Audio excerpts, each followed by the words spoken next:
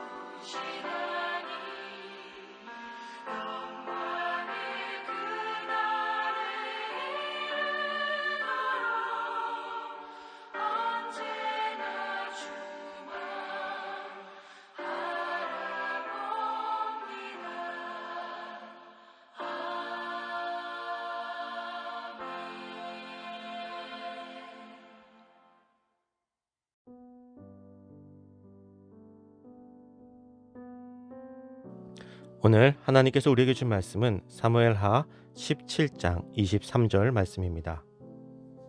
아이도벨이 자기 계략이 시행되지 못함을 보고 나귀의 안장을 지우고 일어나 고향으로 돌아가 자기 집에 이르러 집을 정리하고 스스로 목매어 죽음에 그의 조상의 묘에 장사되니라. 아멘.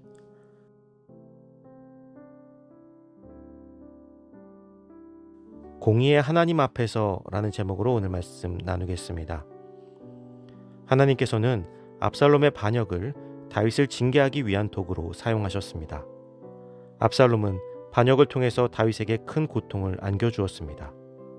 그리고 다윗은 속절없이 도망치며 이제 이스라엘의 왕은 압살롬이 될 것처럼 보였습니다.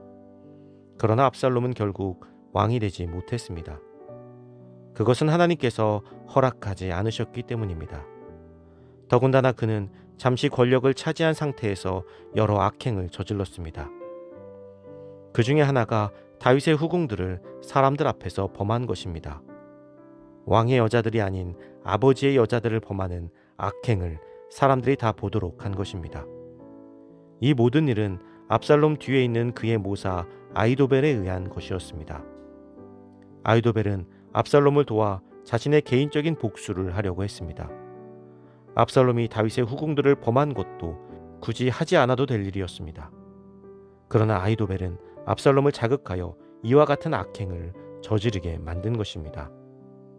아히도벨은 압살롬의 모사라는 직책을 넘어 하나님의 질서를 파괴하고 율법이 가르치는 도덕성을 완전하게 파괴하고 말았습니다. 공의의 하나님께서는 이런 자를 결코 가만두지 않으십니다. 하나님께서는 압살롬의 눈을 어둡게 하셨고 아히도벨이 더 이상 계략을 세우지 못하도록 하셨습니다. 그리하여 결국 스스로 자멸의 길을 걷게 되었습니다. 아히도벨은 자신의 책략이 받아들여지지 않은 것에 분함을 참지 못해 스스로 목숨을 끊었습니다. 그러나 이것은 단순히 분함 때문만은 아니었습니다. 누구보다도 똑똑했던 아히도벨이었기에 자신의 책략이 받아들여지지 않는다면 결국 다윗이 돌아오게 될 것을 알았던 것입니다.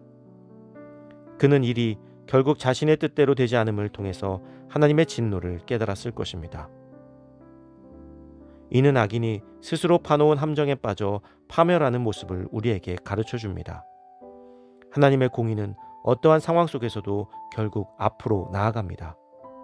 의인에게는 보호와 인도하심을, 악인에게는 진노와 파멸을 안겨주시는 것이 하나님의 공의로우신 심판이기 때문입니다. 사랑하는 성도 여러분, 우리는 항상 공의로우신 하나님 앞에 서 있습니다. 그 공의로우신 하나님께서 우리를 향해 진노하지 않으시도록 우리의 삶을 바르게 세워가야 할 것입니다. 그리할 때 어떤 고난 중에서나 또는 어떤 형통함 속에서도 하나님을 바라보는 우리를 구원하고 지켜주시는 하나님의 놀라운 축복의 삶을 살게 될 것입니다. 그 축복을 누리는 우리가 될 수 있기를 간절히 소망합니다.